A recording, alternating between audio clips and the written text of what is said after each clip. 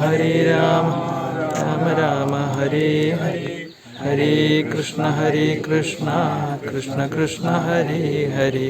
സമിതിയുടെ വാർഷിക general body യോഗമാണ് ഇവിടെ നടക്കുന്നത്. ഈ യോഗത്തിൽ നമുക്ക് വേണ്ട മാർഗനിർദ്ദേശങ്ങൾ നൽകുന്നതിന് വേണ്ടി നമ്മുടെ താലൂക്കിൻ്റെ സെക്രട്ടറി സേവനം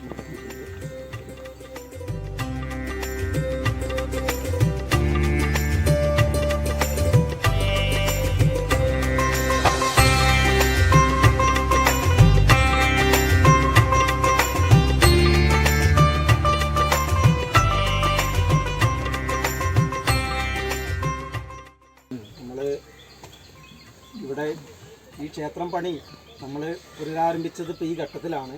നമ്മൾ ഇതിൻ്റെ കുറ്റിയടിച്ചു. ഇപ്പോഴും നമ്മളിതിൻ്റെ ശൈശവത്തിലാണ് നിൽക്കുന്നത്. നമ്മൾ ഇതിൻ്റെ കുട്ടിലിൻ്റെ കുറ്റിയടിച്ചു. ആദ്യം ശ്രീകോവിലിന് കുറ്റിയടിച്ചു. പക്ഷേ ശ്രീകോവിലിൻ്റെ പാദത്തിൻ്റെ പണി എത്തി നിൽക്കുകയാണ്. കുട്ടിൻ്റെയും അതുപോലെ പാദത്തിൻ്റെ പണി എത്തി നിൽക്കുകയാണ്. നമുക്ക് സാമ്പത്തികത്തിൻ്റെ കുറവുകൊണ്ടാണ് ഇങ്ങനെ കാര്യങ്ങൾ ഇഴഞ്ഞു നീങ്ങുന്നത്.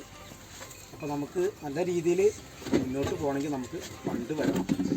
അതിന് നമുക്ക് തുടർന്ന് നല്ലൊരു കമ്മിറ്റി നമുക്ക് നിലവിൽ വന്ന് നല്ല ഊർജ്ജസ്വലമായ ഒരു പ്രവർത്തനം കാഴ്ചവെച്ച് ഈ 2026 നമുക്ക് നമ്മുടെ ക്ഷേത്രത്തിൻ്റെ മുഴുവൻ പണി നമുക്ക് കഴിക്കാനും നമുക്ക് സാധിക്കട്ടെ. അധ്യക്ഷപദം അലങ്കരിക്കുന്നതിന് വേണ്ടി പ്രസിഡന്റ് രജിസ്ട്രേഷൻ ചോദിച്ചു. കേരള ക്ഷേത്ര സമിതിയുടെ താലൂക്ക് സെക്രട്ടറി സേതുവേട്ടൻ ഇവിടെ എത്തിച്ചേർന്നിട്ടുണ്ട്. അവരെ ഈ വേദിയിലേക്ക് സ്വാഗതം ചെയ്യുന്നു. നമ്മുടെ ഈ വാർഷിക റിപ്പോർട്ടാണ് ഇവിടെ വായിക്കുന്നത്. നമ്മുടെ ഈ ക്ഷേത്രത്തിൽ നമ്മൾ ഈ കമ്മിറ്റി നിലയിൽ വന്നതിന് ശേഷം ഇവിടെ താമ്പൂല പ്രശ്നം നമ്മൾ നടത്തുകയുണ്ടായി. നമ്മളെ കുളത്തൂരിലെ ജോത്സ്യൻ ബാബുവേട്ടൻ്റെ നേതൃത്വത്തിലാണ് താമ്പൂല പ്രശ്നം ഇവിടെ നടത്തിയത്. പിന്നെ താമ്പൂല പ്രശ്നത്തിലും അഷ്ടമംഗലത്തിലും മറ്റു ക്ഷേത്രങ്ങൾ നടത്താൻ പറഞ്ഞ വഴിപാടുകൾ മുഴുവൻ നമ്മൾ നടത്തിയിട്ടുണ്ട്. പിന്നെ 15/6/25 നമ്മൾ ഈ പ്രശ്നവിധി പ്രകാരം പറഞ്ഞിട്ടുള്ള ഭൂദോഷം നമ്മൾ തീർത്തിട്ടുണ്ട്. 27/6/2025 നമ്മളെ ക്ഷേത്രത്തിൻ്റെ ശ്രീകോവിലിന് കുറ്റിയടിച്ചു. സുധാകരൻ ആശാരിയുടെ നേതൃത്വത്തിലാണ് കുറ്റിയടിച്ചത്. പിന്നെ നമ്മൾ ക്ഷേത്രത്തിന് ഇവിടെ ഇതിന് അതിരുണ്ടായിരുന്നില്ല. ആ അതിര് ഈ കമ്മിറ്റിയുടെ നേതൃത്വത്തിൽ എടുത്തിട്ടുണ്ട്. 2/7/2025 നമ്മളെ ക്ഷേത്ര ശ്രീകോവിലിൻ്റെ ശിലാസ്ഥാപനം നടത്തിയിട്ടുണ്ട്. 17/7/2025 ഇവിടെ JCB കൊടുന്ന് നമ്മുടെ റോഡിൻ്റെ അതിര് കാണിക്കുകയുണ്ടായി. റോഡ് വെട്ടിയെന്ന് പറയാൻ വയ്യ, എന്നാലും റോഡിന് അടയാളം കാണിച്ചിട്ടുണ്ട്. 19/10/2025 കുട്ടിലിൻ്റെ കുറ്റിയടി നടത്തി. പിന്നെ ക്ഷേത്രത്തിൻ്റെ പേരിൽ കുളത്തൂർ ഗ്രാമീണ ബാങ്കിൽ നമ്മൾ അക്കൗണ്ട് തുടങ്ങിയിട്ടുണ്ട്. കുട്ടിലിൻ്റെ പാതകം വരെയുള്ള പ്രവർത്തനമാണ് ഇപ്പോൾ എത്തി നിൽക്കുന്നത്. പിന്നെ ക്ഷേത്രത്തിൽ വാർഷികമായി നടത്താറുള്ള പ്രതിഷ്ഠാദിനം, അതുപോലെ കർക്കിടക മാസത്തിലെ ഗണപതി ഹോമം, രക്ഷസിന പൂജ എന്നിവ നടത്താറുണ്ട്.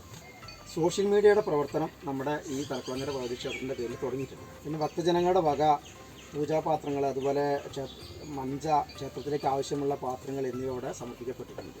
ക്ഷേത്രത്തിലേക്ക് ആവശ്യമുള്ള മറ്റു വസ്തുക്കളും ക്ഷേത്രത്തിലേക്ക് സമർപ്പിക്കപ്പെട്ടിട്ടുണ്ട്. മറ്റു വസ്തുക്കൾ എന്ന് പറഞ്ഞപ്പോൾ കസേരയും ബാക്കി എല്ലാം കൊടുക്കാം. പിന്നെ പ്രേത വേർപാടിന് തേവരക്കാട്ടിൽ അപ്പുകുട്ടൻ എന്ന ആളുടെ കയ്യിൽ നിന്ന് കടം വാങ്ങിയ 25,000 രൂപ മുഴുവൻ തിരിച്ചു കൊടുത്തു. പ്രേത വേർപാടിലേക്ക് കലശത്തോടി ദിലീപിൻ്റെ കയ്യിൽ നിന്ന് കടം വാങ്ങിയ 25,000 രൂപയിലേക്ക് 15,000 രൂപ തിരിച്ചു കൊടുത്തു.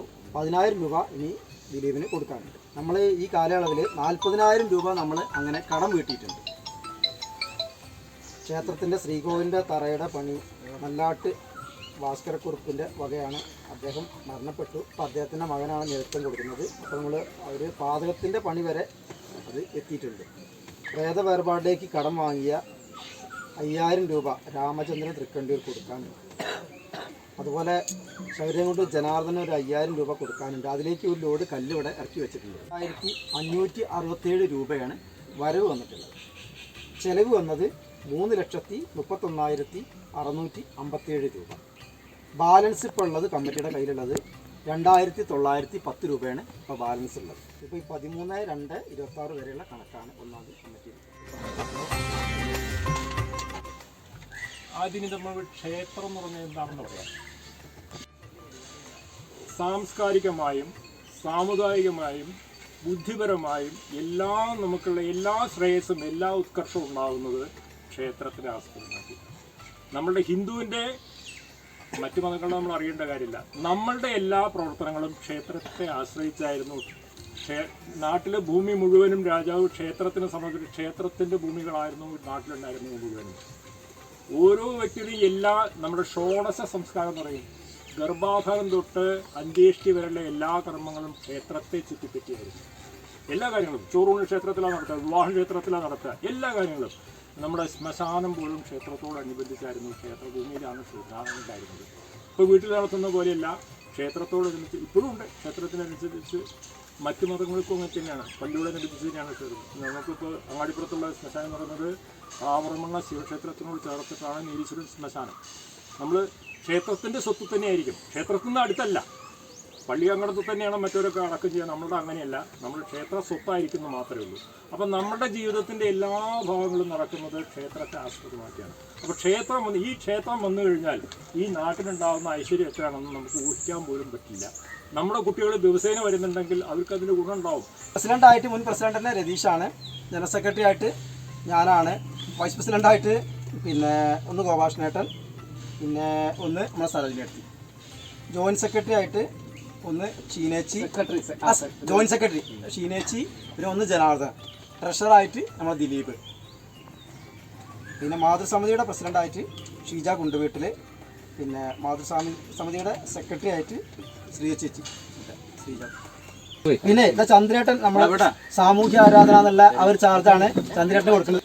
പിന്നെ നാരായണൻകുട്ടിയേട്ടന് നമ്മുടെ യുവജന പ്രമുഖ എന്നുള്ള ആ ഒരു ചാർജാണ് കൊടുക്കുന്നത്.